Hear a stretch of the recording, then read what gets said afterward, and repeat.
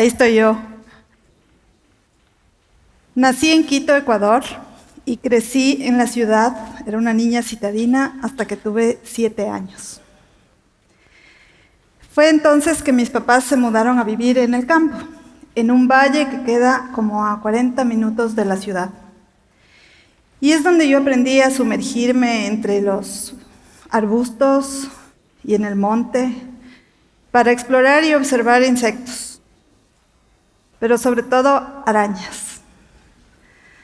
Tanto me gustaban las arañas que a mis 10 años tenía una colección de 5,000 arañas vivas que coleccionaba en frasquitos de vidrio. Sin duda esta era mi favorita. En el mundo, 1 de cada 10 personas tiene fobia a los insectos y 3 de cada 10 tiene fobia a las arañas. ¿Ven esa carita de felicidad? Yo no era una de esas. Y entenderán que esquivar el bullying con una afición como esta en la adolescencia no era tarea fácil.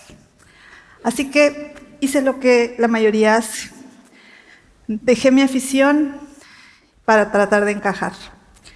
Así que me gradué del bachillerato especializada en física y matemáticas.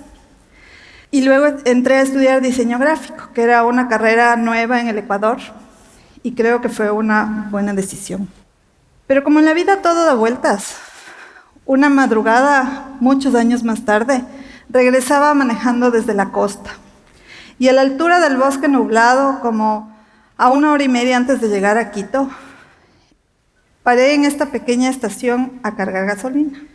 Y de pronto no podía creer lo que estaba viendo. Eran miles de polillas pegadas en la pared y otras que revoloteaban en la luz. Enseguida me bajé y me acerqué. Y fue cuando todo conectó. Esa niña entomóloga frustrada que había guardado y escondido durante años salió a la luz y revivió. Y fue cuando todo tuvo sentido. Regresé a casa y decidí volver. Y cogí una cámara de fotos un par de semanas más tarde y regresé a la gasolinera. ¿Pero qué creen que pasó? No había una sola polilla ahí. ¿Qué pasó? No hay ni uno. Yo no me imaginé esto. Yo las vi aquí. Resulta que las polillas, cuando están dentro del bosque, triangulan moviéndose alrededor de la luz de la luna. Pero en ausencia de luna, o cuando es en su etapa temprana, menguante o creciente, las polillas salen en busca de esa luz y se van a las zonas pobladas, y es cuando se quedan triangulando alrededor del foco. Como todo el mundo me dice, polillas, pero sí son horribles, es lo que ustedes están pensando ahora. Sí, las polillas tienen fama de ser una plaga, feas, peludas, oscuras, pero la verdad es que como las vemos detrás de la luz, siempre las vemos así. Y cuando nos acercamos a observarles, encontramos que esconden unos diseños fantásticos. Por ejemplo, miren esta. Esta es una de las primeras que vi. Le puse de apodo Carolina Herrera. Es muy hermosa, ¿no? Vaca. A esta le puse la cocidita, porque es como que tiene un pespunte alrededor. Me encantaba. Y así iba encontrando miles, cada una más hermosa que otra. Desde los diseños más complejos hasta unos inverosímiles.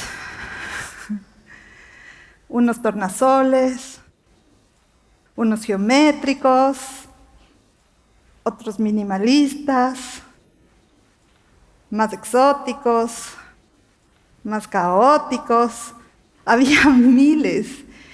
Y mientras yo las seguía observando y admirando, iba aprendiendo sobre esto. Por ejemplo, ¿sabían que en el mundo hay más de 150,000 especies de polillas? Es muy loco pensar eso, ¿no? Ojo que estoy diciendo 150,000 de polillas, no de mariposas. Que a diferencia de las polillas, las mariposas son diurnas y tienen un apéndice al final de su antena, y cuando se posan pliegan sus alas hacia arriba. Las polillas, que son en su mayoría nocturnas, En las antenas tienen una forma de plumita y cuando se posan, apoyan y abren sus alas hacia abajo. Y así comencé a diferenciarlas. Y yo las perseguía con mi cámara y no perdía la oportunidad para salir del trabajo e ir a observarlas. Y ellas me posaban, eran muy amigables. A diferencia de las mariposas, no salían volando, sino que estaban ahí. Yo les hablaba, les consentía, les abría las alitas y cada vez se volvía más divertido. Incluso mi familia y mis amigos a veces llegaron a creer que estaba un poquito loca porque les hablaba a las polillas. Y creo que en la realidad sí se volvió un poco una obsesión, una pasión que no podía dejar de hacer.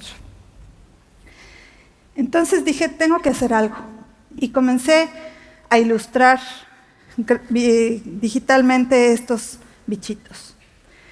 Porque quería de alguna forma mostrar esto que yo veía en la luz del foco, este movimiento, esta repetición. Entonces comencé a hacer estos patrones. Pero resulta que nadie me creía. Cuando yo le mostraba esto a los colegas o a los amigos, les decía, miren qué hermosas estas polillas. No, esas no son polillas, no, es real, son feas las polillas. Ni siquiera mis amigos biólogos me creían realmente. Entonces decidí hacer el mismo ejercicio, pero incluir las fotos, para que no quepa la menor duda de que eran reales, que existían, y que cada una era más linda que otra. Y así comencé a hacer este análisis de la simetría de sus alas y de la composición, y observaba los detalles que tenían cada una, y iba jugando con el movimiento y con la cromática, que era fascinante. Me encantaba ver cómo hacían este contraste con los lugares donde se apoyaban, por ejemplo, la madera, el cemento, el metal. No eran esa mariposita romántica que se va a la flor, eran estos seres un poco underground, un poco urbanos, ¿no? Y esto hacía que se vean más lindos para mí, cada vez más hermosos. Así que pasé 4 años haciendo esto en mis tiempos libres. Y cuando tuve reunidas muchas, dije, voy a hacer un libro, voy a mostrarle esto a la gente. Así que me aventuré a buscar editorial y dije, el libro se va a llamar Pachanga. Pachanga porque es sinónimo de fiesta, de rumba. Y yo hacía esta analogía con estas damas de la noche que salían con sus bellos trajes a bailar a la luz del foco. Entonces fue que una editorial alemana chiquita decidió tomar el reto. Trabajamos 1 año más o menos en la edición del libro. Y cuando ya estuvo listo, hasta me sorprendieron diciendo lo que lo iban a hacer en japonés. Cosa que nunca me imaginé que iba a pasar. Pero lo que tampoco imaginé es que mucha gente después de esto me escribiría a decirme que no volvería a matar una polilla. Finalmente, las polillas mostrarían y sorprenderían a muchos con su belleza. Ese efecto de lo inesperado se volvió una fuerza seductora que causaba mucha curiosidad. Y el libro pasó de ser de un libro de diseño a un objeto que invitaba a observar cualquier forma de vida, no solo polillas, ¿no? Y la gente observaba y luego se quedaba contemplando y luego acariciaba las páginas del libro, generando esta experiencia como de cercanía y de hasta afecto con estos bichos raros que son invisibles. Ahí es cuando comprobé que las imágenes tienen el poder de acariciar el espíritu. Y para mí, esta fue una de las mejores recompensas. ¿Qué vino luego? Comencé a hacer experimentos para aplicar los diseños a objetos, a productos y a otras cosas. Pero, por otro lado, llegaron propuestas para participar en proyectos editoriales en colaboración con amigos biólogos, fotógrafos, naturalistas y científicos, para de alguna forma rescatar otros bichos raros. Por ejemplo, sapos, ballenas, osos, También me invitaron a hablar sobre biodiversidad, sobre cambio climático, sobre conservación y sobre divulgación científica. Y de alguna forma esto permitió que yo siga con mi vuelo, con este viaje exploratorio donde volví a hacer este ejercicio maravilloso que es detenerme un rato y acercarme a observar y luego interpretar lo que veía en mis ojos. Tengo el privilegio de vivir en un país megadiverso, que es el Ecuador, que a pesar de ser un país chiquito, tiene muchos ecosistemas y microclimas. Y mostrar a través de mi gráfica esa abundancia, esa generosidad, esa riqueza y ese despliegue de formas y color hace que mi profesión tenga sentido en mi vida. Y es lo que me encanta. Y en ese vuelo siempre se me vuelven a aparecer estos seres invisibles, estos seres que nadie ve, mis arañas, por ejemplo, o los insectos que en el bosque pasan desapercibidos. Y es cuando me encanta ver los detalles y volverlos a representar para que la gente los vea en grande.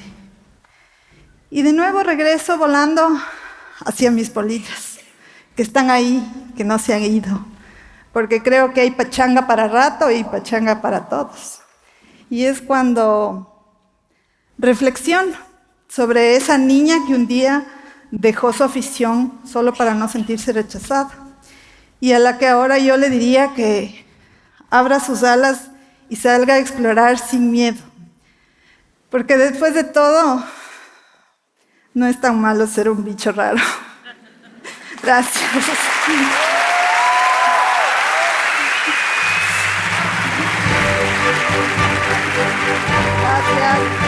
Gracias.